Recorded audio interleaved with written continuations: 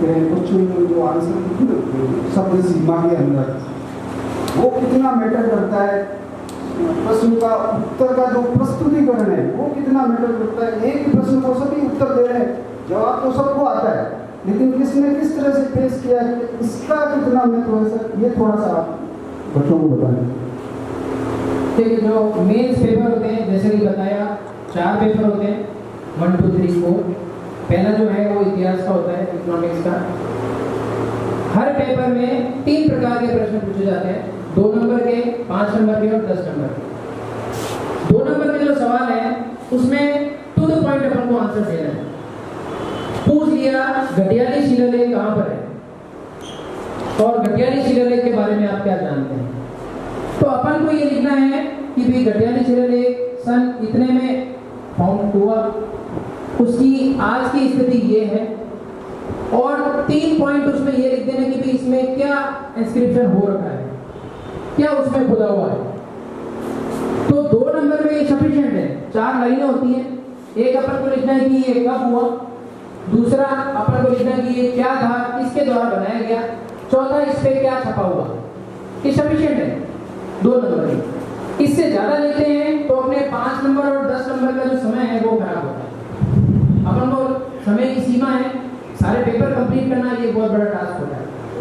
5 number का जो सवाल है उसमें कुछ भी पूछा जाता है, 2 क्वेश्चन सम्मिलित होते हैं कि इसकी डेफिनेशन क्या है और इसको एक्सप्लेन करें। तो अपन को कोई भी चीज है उसकी एक डेफिनेशन देनी है 2 लाइनों में, उसमें लगभग आपके पास 10 लाइनें होती हैं, तो आपको 2 लाइन में तो डेफिनेशन लिखनी है कि भाई ये है क्या, और मार्क करके लिखना है, हाईलाइट करके उसको, ठीक है, कि ये अशोक स्तंभ है, अशोक स्तंभ के बारे में लिखना है, तो अशोक स्तंभ लिखना, उसके बारे में 2 लाइनें लिखनी, क्या है, सारनाथ में है, कहाँ पर स्थित है, फिर उसके बारे में लिखना उसका महत्व, अशोक स्तंभ का महत्व क्या है, तो उसको 3-4 लाइनों में लिख देना है। ये और कहाँ आपने देखा है और कहाँ क्या क्या इसकी महत्ता है वो सब आपने लिख दिया, और लास्ट में 1 लाइन लिख दिया आपने कंक्लूजन, कि जो अगर पूछा गया है उससे आप समझ करते हैं, नहीं करते हैं, इसमें क्या सुझाव होना चाहिए वो चीज। रही बात है 10 नंबर वाली, 10 नंबर में लगभग 3 क्वेश्चन इंक्लूड होते हैं। क्या है इसका कारण, क्या था, जैसे 1857 क्रांति के बारे में हमने डिस्कस करा। 1857 की क्रांति में भारत जो है अपने जो स्वतंत्रता सेनानी है वो असफल क्यों हुए।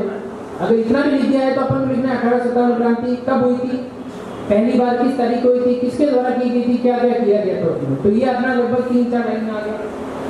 फिर उसके आगे आ गया उसके पॉइंट्स कि भाई इसमें अगर असफलता हुई थी तो उसके कारण क्या थे। सभी जो राजा थे वो उसमें एकजुट नहीं थे, कम्युनिकेशन का अभाव था, कि भाई एक तरफ की जो थी चीजें वहां पे अगर क्रांति हुई है तो वो दूसरी तरफ की जो भारत का जो क्षेत्र था वहां पता नहीं लगा, सिर्फ मेरठ में फैली, साउथ वाला जो भारत था वो इससे अनभिज्ञ रहा, ठीक है। तो मतलब ये सारी चीजें हैं उसके महत्व के कारण। और फिर नेक्स्ट आ जाता है इसमें सुझाव क्या हो सकते थे कि 1857 में हमें क्रांति में अपनी स्वतंत्रता मिल जाती, सफल हो जाती, तो उसके सुझाव अपन 4-5 पॉइंट में लिख देंगे कि भाई एक लीडर बनाया जाना चाहिए था, ठीक है, दिल्ली में बहादुर जफर थे उन्हें लीडर बनाया जाना चाहिए था, ठीक है। कम्युनिकेशन सिस्टम है ये ऐसा स्ट्रांग होना चाहिए था कि एक ही तारीख को सभी जो थे राजनेता थे वो इकट्ठे होते हैं वहाँ पे जो क्रांतिकारी थे और अपनी योजना बनाते और इसको सफल क्रियान्वित करते। कमियां क्या थी अंग्रेजों की वो ले सकते हैं वहाँ पे।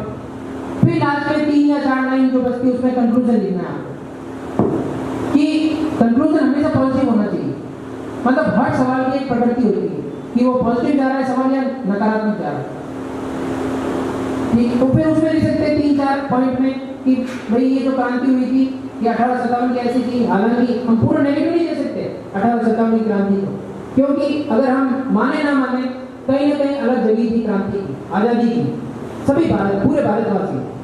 उस समय एक कम्युनिकेशन का भाव था, एक लीडर का भाव था, उसके बाद में हमने एक लीडर चुना, राष्ट्रपिता महात्मा गांधी जी चुने। उनके जब भी वो आह्वान करते थे भूख हड़ताल हो कोई हड़ताल हो, वो चीजें पूरा भारत एकजुट होता था, नरम दल गरम दल दोनों अलग अलग थे, परंतु एक लीडर चुना।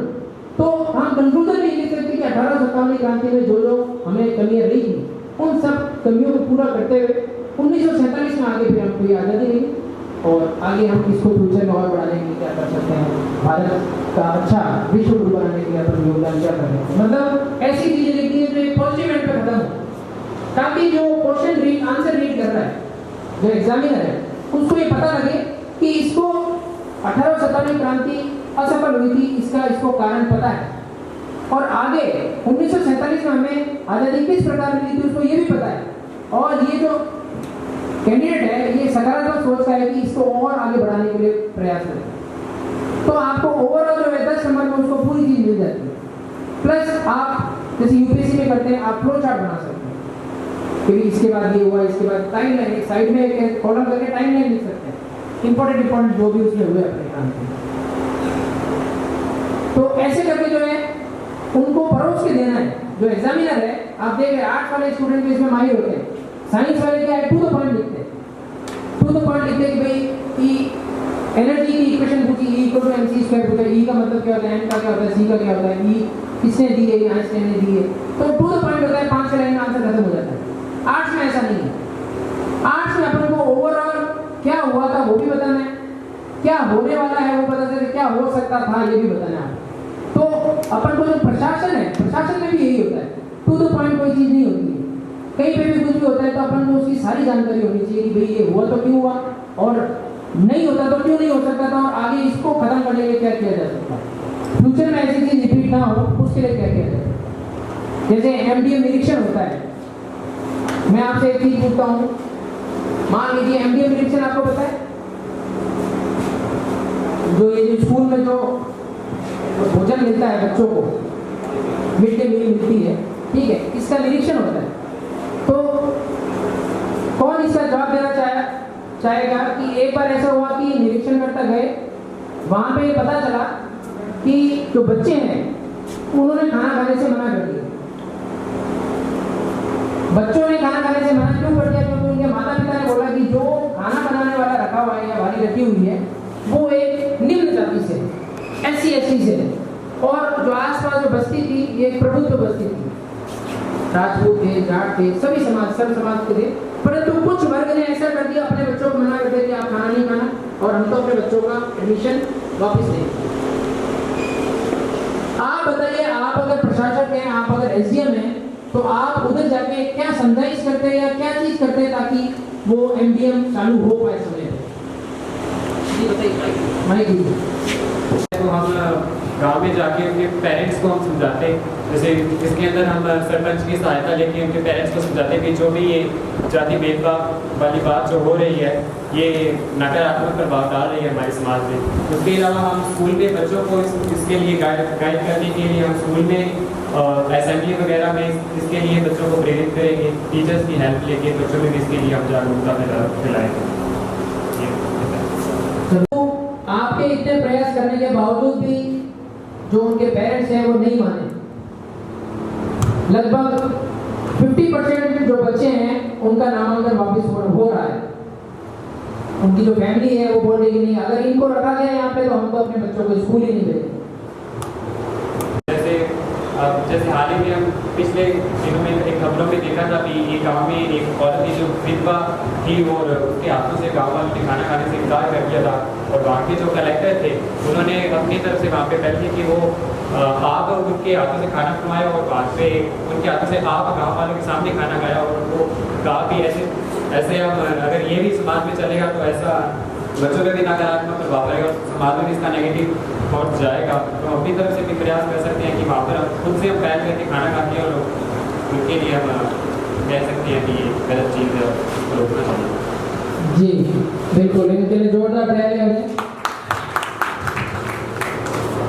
पहला प्रयास हमारा होना चाहिए प्रिंसिपल के माध्यम से, गांव के सरपंच के माध्यम से, तो मौजूद व्यक्ति है वहाँ पे जिसका प्रभुत्व है पूरे समाज में उसके माध्यम से, वहाँ का कोई गुरु है, उनका कोई आध्यात्मिक गुरु है, पंडित जी हैं, कोई भी मंदिर के जो अच्छे पुजारी है वहाँ पे, उनको बुला आप उसको एग्जाम्पल के तौर पे बता सकते हैं, उनको समझाइश कर सकते हैं। उसके बाद भी ना माने तो आप जैसे कि आप SDM हैं, जैसे कि इन्होंने बताया कलेक्टर साहब ने खुद ने खाना बनवाया, वो जो निम्न जाति की महिला थी किसी से, और खुद वहाँ पे बैठ के उन्होंने खाया, ताकि लोगों में मैसेज गया कि यार जब कलेक्टर होके एक सकता है, कलेक्टर भेदभाव नहीं कर सकता, तो हम तो गांव में चौपाल पे बैठते हैं, तो हमारा ये जो नकारात्मक जो सोच है वो कहाँ तक जाएगी, हमारे बच्चों में जाएगी। तो ये सबसे बड़ा एग्जाम्पल है कि एग्जाम्पल सेट करें खुद का। आप अगर खुद एग्जाम्पल सेट करेंगे तो लोगों को ये पता लगेगा कि हाँ जब ये खुद कर सकते हैं तो फिर हम भी कर सकते हैं।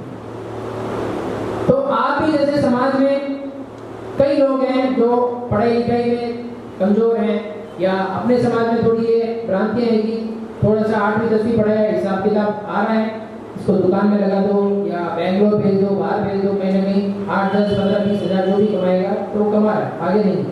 तो सोच एक है ना, सोच को चेंज करें, सोच में बदलाव बहुत आवश्यक है। आप खुद बनेंगे तो आपको लोगों को और मोटिवेट होंगे अपने समाज में। मैं भी जहाँ भी जाता हूँ, मैं मेरसा का मेरा कार्यकाल 13 महीने का रहा था, वहाँ भी जहाँ भी जाते हैं तो केवल शिक्षा को बढ़ावा देना है।